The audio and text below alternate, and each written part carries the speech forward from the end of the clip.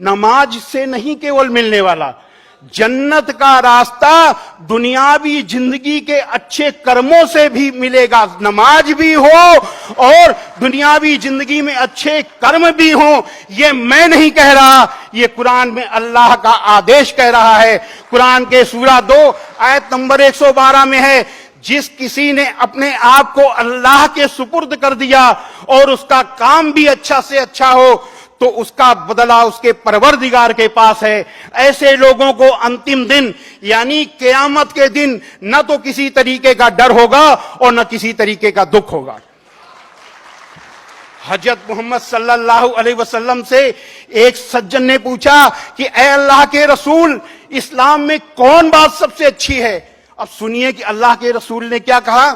भूखे को खाना देना और जान पहचान और गैर जान पहचान दोनों को सलाम करना, यह इस्लाम की सबसे अच्छी बात है। अब इससे बड़ी भलाई, इससे बड़ी अच्छाई और क्या हो सकती है? अब यहां पर कुछ लोगों के दिमाग में यह चल रहा होगा कि इस्लाम में इतनी अच्छाई है तो स्वामी जी जिहाद क्या है? जिहाद के बारे में हम ज्यादा नहीं बताएंगे क्योंकि समय कम है। हम केवल उसकी परिभाषा बताएंगे जिससे कि कुछ लोग समझ लें, जिनके दिमाग में चीज चल रही हो।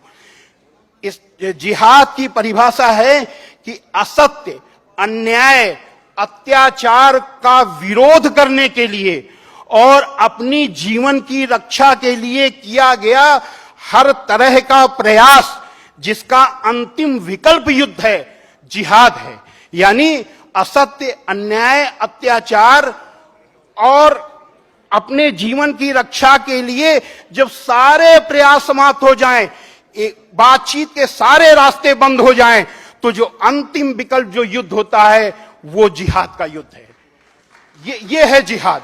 और इसी से आप समझ लीजिए कि इस्लाम लड़ाई का मजहब नहीं है, इस्लाम बदला लेने का मजहब नहीं है, इस्लाम दिल जीतने का मजहब है। इस्लाम में भलाई का इस्लाम में बुराई का बदला बुराई नहीं, इस्लाम में बुराई का बदला भलाई है। हमें यहां कुरान की मजीद की एक आयत याद आ रही है। कुरान मजीद के सूरा 41 आयत नंबर 34 में है, भलाई और बुराई बराबर नहीं हो सकती, तो लोगों की सख्त बातों का ऐसे तरीके से जवाब दो जो बहुत अच्छा हो। ऐसा करने से तुम देखोगे कि जिसमें और तुम में पहले दुश्मनी थी अब वो तुम्हारा गहरा दोस्त है। हजरत मोहम्मद सल्लल्लाहु अलैहि वसल्लम पर कुरान उतरने के बाद आपके कर्मों में उतर गई, उतरने के बाद आपके दिल में उतर गई और दिल में उतरने के बाद आपके कर्मों में उतर गई। आपके एक एक काम अल्लाह के हुक्म के अनुसार हुआ करते थे। आपका एक एक कदम अल्लाह के हुक्म के हिसाब से बढ़ता था।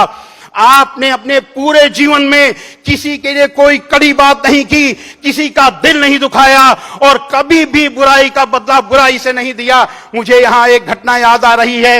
एक बुढ़िया माई, आप जिस रास्ते से जाते थे वो बुढ़िया माई, वो गैर मुस्लिम थी, वहां पर रहती थी, वो इतना चिढ़ती थी कि आपके ऊपर कूड़ा फेंकती थी।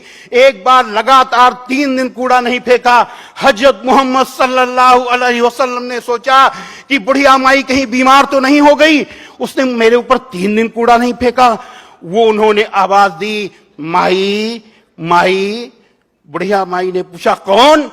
आपने कहा मैं मोहम्मद।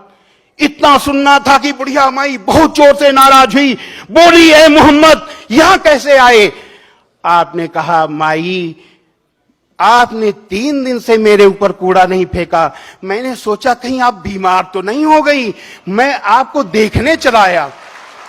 इतना सुनना था कि बुढ़िया माई फूट फूट कर रोने लगी, ए मोहम्मद आप कितने अच्छे हो, मैं कितनी बुरी हूं, मैं आपके ऊपर रोज कूड़ा फेंकती थी और आप मेरा हाल लेने आए हो। और अंतिम समय बुढ़िया माई आपकी अनुयायी बन गई।